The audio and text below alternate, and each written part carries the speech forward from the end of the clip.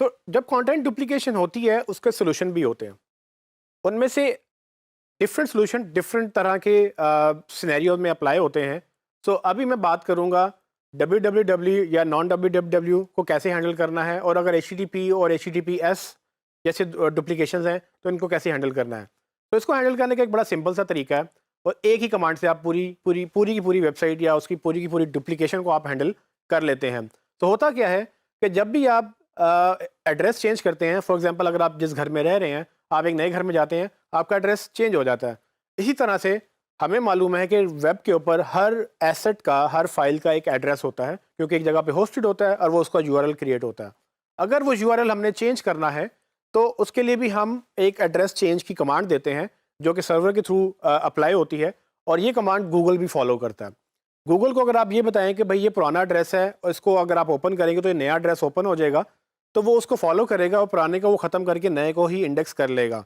तो ये बहुत ज़रूरी इसलिए है क्योंकि इसके बगैर वेब चलना बहुत मुश्किल हो जाता है, क्योंकि हर चीज़ अक्सर कभी ना कभी कोई ना कोई चीज़ चेंज हो जाती है।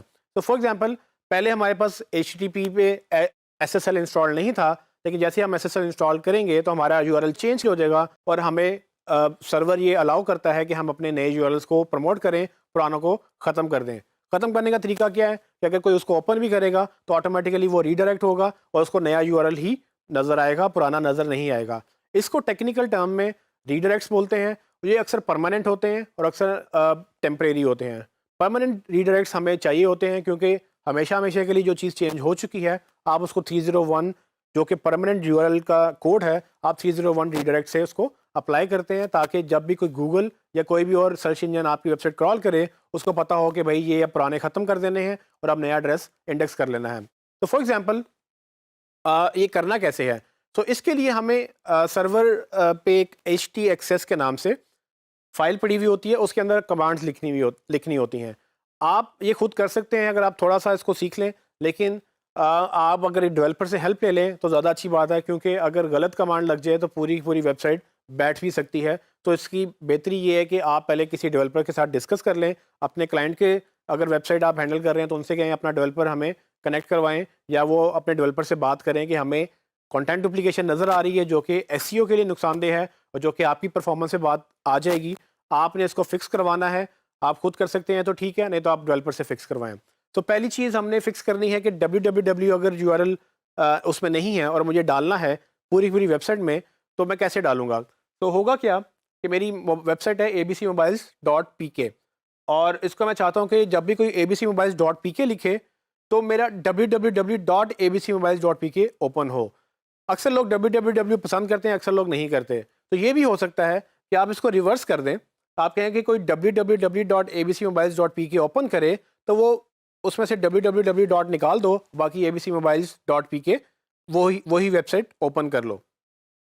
इससे क्या होगा कि कोई भी बंदा अगर कोई दूसरा वर्जन ओपन करेगा तो वो ऑटोमेटिकली सही वर्जन पर रीडायरेक्ट हो जाएगा। इस केस में मैं क्या कर रहा हूँ, मैं ये चाहता हूँ कि मैंने www. डालना है पहले। होगा क्या कि जो www.abcmobiles.pk ओपन करेगा उसको तो वेबसाइट ओपन मिल जाएगी क्योंकि वो ऑलरेडी उस पर चल रही है, लेकिन जो abcmobiles.pk ओपन करेगा उसमें www. नहीं लिखेगा, वो ऑटोमेटिकली www.abcmobiles.pk पे चला जाएगा क्योंकि मैंने पीछे सर्वर की साइड पे रीडायरेक्ट लगाया हुआ होगा।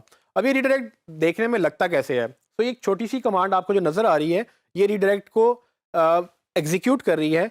ये htaccess में इस तरह की आप फाइल इस कमांड लिख देते हैं htaccess के अंदर, जो कि सर्वर में पड़ी हुई होती है, और उसमें ये क्या करेगा, वो फेच करेगा वो सारे यूआरएल्स जो www के बगैर आ रहे हैं, और उनको जब वापस प्रेजेंट करेगा यूज़र को तो ऑटोमेटिकली ओपन वो वाले यूआरएल्स होंगे जिसमें www.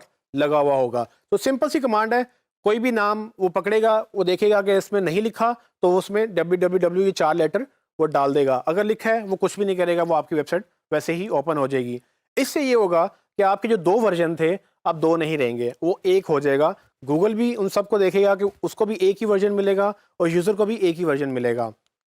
दूसरी प्रॉब्लम जो हमने देखी थी कि SSL डालने से जब हमारे HTTP यूआरएल्स HTTPS पे चले जाएंगे तो हम ये चाहेंगे कि सब सिक्योर सर्वर पे ही उसको ओपन करें।